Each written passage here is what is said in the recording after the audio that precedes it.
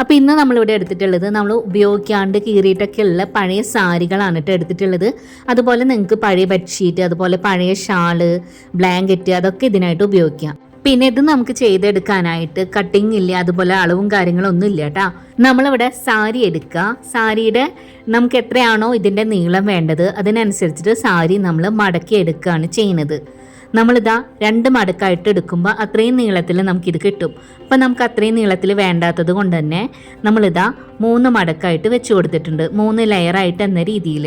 അപ്പോൾ ഈ ഒരു രീതിക്ക് തന്നെ 3 ലെയറായിട്ട് വരുന്ന രീതിക്ക് ബാക്കിയുള്ള സാരികളും നമ്മൾ മടക്കിയിട്ട് ഇതിൻ്റെ മുകളിലേക്കായിട്ട് നമുക്കൊന്ന് ഇതുപോലെ വിരിച്ചിട്ട് കൊടുക്കാം.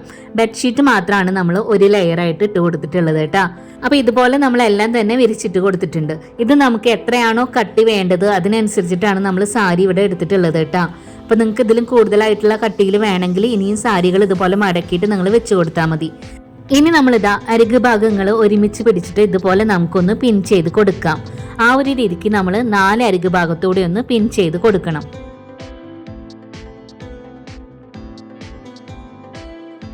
അപ്പോൾ 4 അരിക് ഭാഗത്തൂടി നമ്മളിതാ ഒന്ന് പിൻ ചെയ്ത് കൊടുത്തിട്ടുണ്ട്. ഇനി ഇത് നമുക്ക് സൈഡിലേക്ക് ഒന്ന് മാറ്റി വെക്കാം.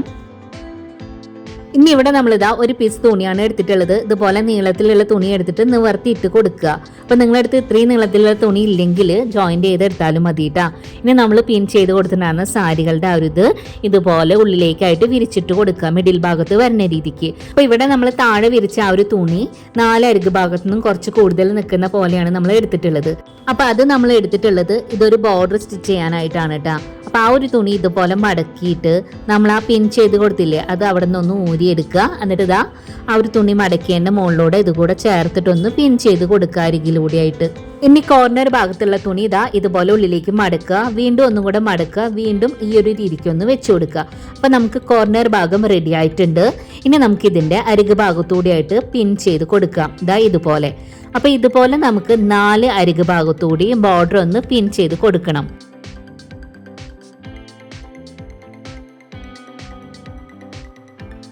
അപ്പോൾ ഇവിടെ നമ്മളിതാ 4 ഭാഗത്തൂടി ബോർഡർ ഒന്ന് വെച്ച് കൊടുത്തിട്ട് പിൻ ചെയ്ത് വെച്ചിട്ടുണ്ട് കേട്ടോ. ഇനി നമുക്കിത് സ്റ്റിച്ച് ചെയ്ത് എടുക്കണം. അപ്പോൾ സ്റ്റിച്ചിങ് അറിയാത്തവരാണെങ്കിൽ സാധാരണ സൂചിയും നൂലും വെച്ചിട്ട് നമുക്കിത് തുന്നിയെടുക്കാം. അപ്പോൾ നൂലെടുക്കുന്ന സമയത്ത് നമ്മൾ 4 ലെയറായിട്ട് നൂലെടുക്കുക. എന്നിട്ട് ഇതാ അരികിലൂടെ ആയിട്ട് ഈ ഒരു രീതിക്ക് നമുക്കിത് തുന്നിയെടുക്കാം. ഇനി നമുക്കിത് സ്റ്റിച്ച് ചെയ്തെടുക്കാനും ബുദ്ധിമുട്ടൊന്നുമില്ല കേട്ടോ. ഇത് കനം കൂടുതലാണ്, അതുകൊണ്ട് മെഷീൻ്റെ മേലെ സ്റ്റിച്ച് ചെയ്തെടുക്കാൻ പറ്റില്ല എന്നൊന്നും വിചാരിക്കേണ്ട. നമ്മൾ ഇതിനായിട്ട് സാരികളാണ് എടുത്തിട്ടുള്ളത്, സോഫ്റ്റ് ആയിട്ടുള്ള സാരികൾ. അതുകൊണ്ട് തന്നെ സ്റ്റിച്ച് ചെയ്തെടുക്കാനും ബുദ്ധിമുട്ടൊന്നുമില്ല. ഇനി നമ്മൾ കുറച്ചുകൂടെ കട്ടിയായിട്ടുള്ള തുണികളിൽ സ്റ്റിച്ച് ചെയ്തെടുക്കുന്ന സമയത്ത് സൂചി പൊട്ടിപ്പോവാറുണ്ട്. അപ്പം അങ്ങനെയുള്ള തുണികൾ നമ്മൾ സ്റ്റിച്ച് ചെയ്യുമ്പോൾ നമ്മൾ സൂചി എടുക്കേണ്ടത് ഒന്നിരിക്കൽ 16 നമ്പർ അല്ലെങ്കിൽ 18 നമ്പർ വെച്ചിട്ട് വേണം സ്റ്റിച്ച് ചെയ്തെടുക്കാനായിട്ട് കേട്ടോ. അപ്പോൾ ഇവിടെ നമ്മളിതാ സ്റ്റിച്ച് ചെയ്ത് കൊണ്ടുവന്നിട്ടുണ്ട്. ഇതാണ് ഫൈനൽ ലുക്ക് കേട്ടോ. അപ്പോൾ ഇത് നമുക്ക് ഉപയോഗിക്കാനും അതുപോലെ ഉപയോഗിച്ച് കഴിഞ്ഞതിന് ശേഷം ഇത് കഴുകിടാനൊന്നും നമുക്കൊരു ബുദ്ധിമുട്ടും ഉണ്ടാവില്ല. അതുപോലെ ഒരുപാട് വെയിറ്റും കാര്യങ്ങളൊന്നും ഇല്ല കേട്ടോ, കനം കുറവ് തന്നെയാണ്. പിന്നെ ഈ വീഡിയോ നിങ്ങൾ കണ്ടുകൊണ്ടിരിക്കുമ്പോൾ തന്നെ ഒന്ന് മറക്കാതെ ഒന്ന് ലൈക്ക് ചെയ്യണം കേട്ടോ. ഈ വീഡിയോ നിങ്ങൾക്ക് ഇഷ്ടപ്പെടുകയാണെന്നുണ്ടെങ്കിൽ നിങ്ങൾ ഫ്രണ്ട്സിനൊക്കെ ഒന്ന് ഷെയർ ചെയ്ത് കൊടുക്കുക.